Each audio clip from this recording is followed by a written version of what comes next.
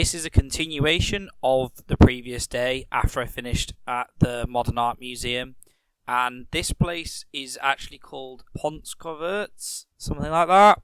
And yeah, it's basically these towered bridges that are, I think they're from the 13th century.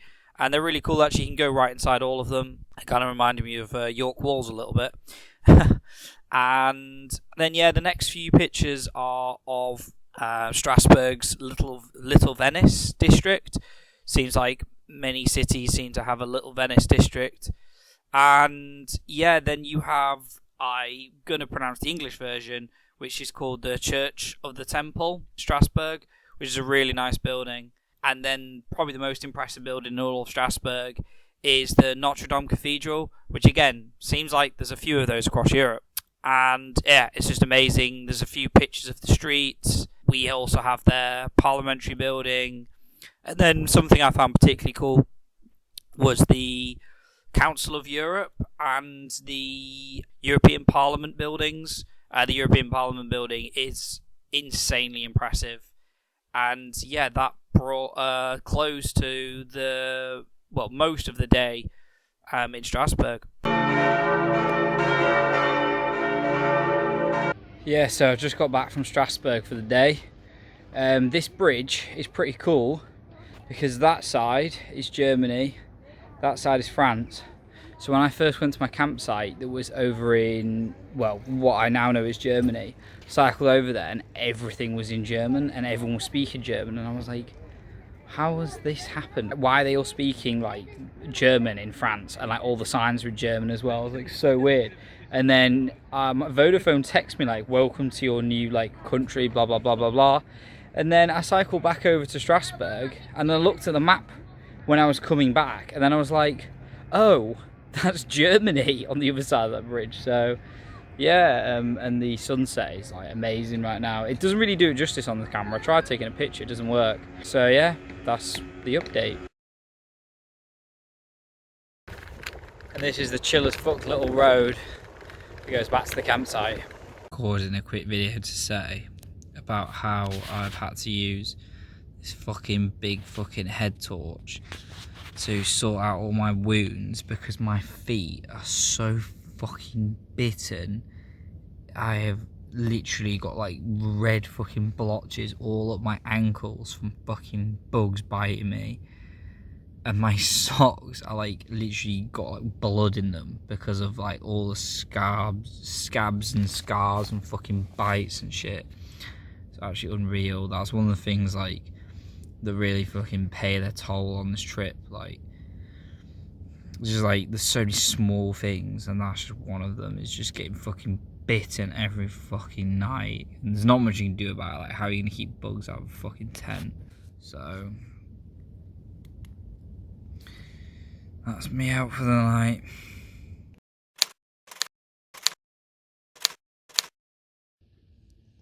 That was honestly one of the worst nights fucking sleep I've fucking ever had. I accidentally forgot to take my fucking day t-shirt off. That's the least of the worries. I had a flat airbed the whole night, and I'm sleeping on like hard ground, so that my fucking back was getting crunched by like rocks and just fucking hard rock, fucking solid soil. Fuck me, that was not good. So I never really explained it in the video, but the plan for this day was to get as close as I can to Switzerland. I knew it'd be too much to do in one day, but I managed to get 7 hours of cycling down on this day, and I'll explain more where I ended up later on, and yeah, I'll roll a few clips.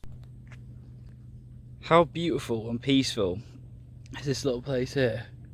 So I'm just on the outskirts of Strasbourg, heading towards Switzerland, but I'm not going to get there in one day. But this place is just like absolutely beautiful.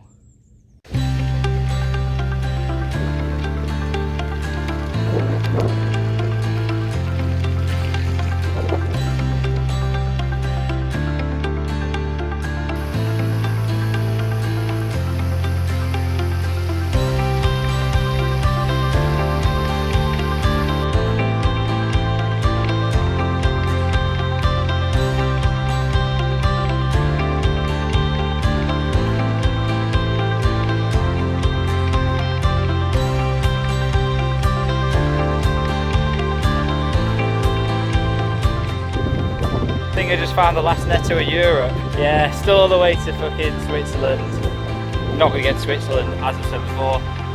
But yeah, the weather is fucking beautiful.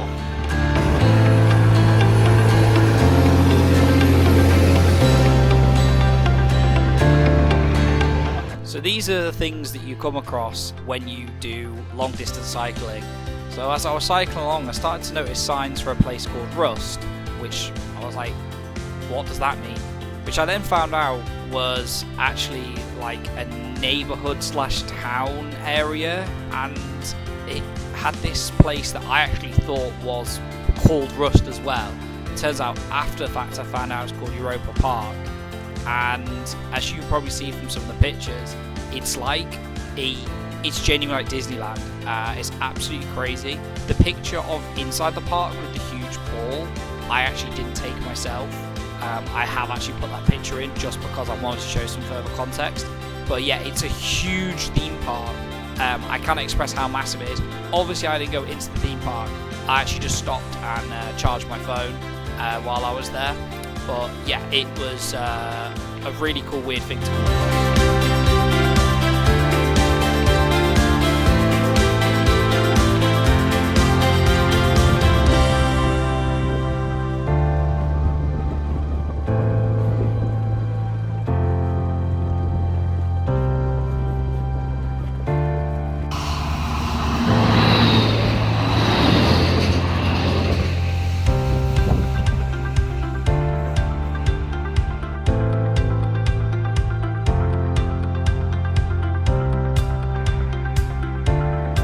It is honestly hard to describe how beautiful this ride has been down to Neuf-Brisach, I think it's called.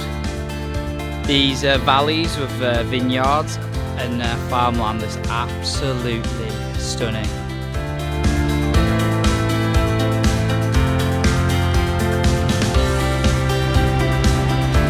France there. Germany there.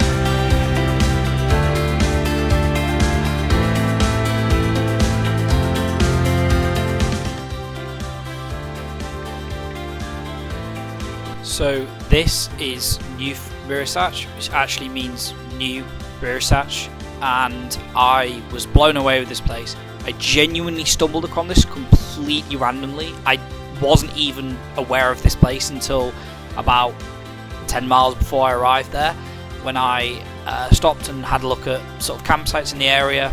I camped up, and this was about a 5-minute walk from my campsite, and I've actually put a picture in of a real life helicopter shot of the city because it's so amazing to see from above.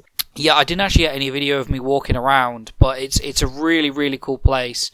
It has a moat that goes all the way around. For some reason, a rhino is in the moat. Not really sure too much about the history of this place.